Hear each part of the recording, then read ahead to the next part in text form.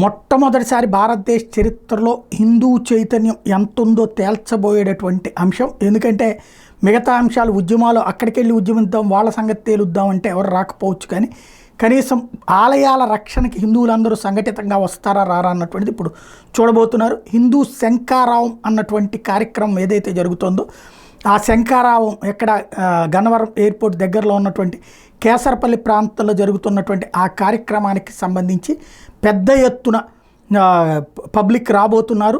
మధ్యాహ్నం 12 గంటల నుండి ప్రారంభమవుతుంటే ఉదయాన్నే నుంచినే ప్రాబ్లం ఉంటుంది అన్నటువంటి ఉద్దేశంతో భారీ ఏర్పాట్లు చేసుకొచ్చారు.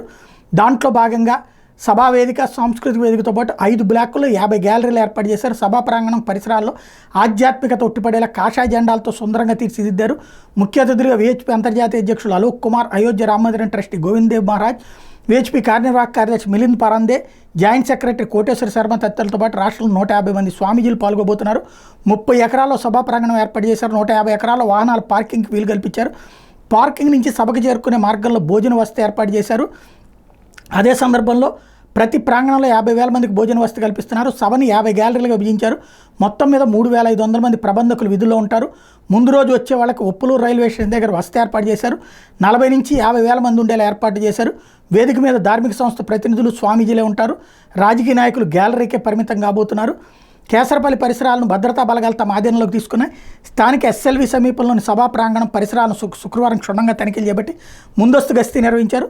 3 SPలు, 6 అదనపు SPలు, 15 మంది DSPలు, 45 మంది CIలు, 112 మంది SIలు, 2,195 మంది ASIలు, HCలు, PCలు, 490 మంది హోంగార్డు సిబ్బందిని మోహరించనున్నారు. అదే సందర్భంలో మరో 6 స్పెషల్ పార్టీలు 90, APSP 132 మందితో కలిపి మొత్తంగా 3,087 మంది పోలీసులతో బందోబస్తు ఉంటుంది. చెన్నై, కోల్కతా జాతీయ రహదారి మీద ట్రాఫిక్ ఆంక్షలు విధించారు. శనివారం రాత్రి 10 గంటల నుంచి ఆదివారం అర్ధరాత్రి వరకు ఆంక్షల అమల్లో ఉంటాయి. విజయవాడకు వెళ్లే వాహనాలు దారి మళ్లించబోతున్నారు. చెన్నై నుంచి విశాఖ వెళ్లే వాహనదారులు గుంటూరు, బుడంపాడు మీదుగా అవనిగడ్డ, పామర్రు, గుడివాడ, హనుమాన్ జంక్షన్ వైపు వెళ్లేలా చర్యలు చేపట్టారు. బందర్ నుంచి విజయవాడ వైపు వచ్చే వాహనాలను హనుమాన్ జంక్షన్, గుడివాడ, పామర్రు, అవనిగడ్డ మీదుగా, విశాఖ నుంచి హైదరాబాద్ వెళ్లే వాహనాలు తూర్పుగోదావరి జిల్లా దేవరపల్లి దగ్గర దారి మళ్లించబోతున్నారు.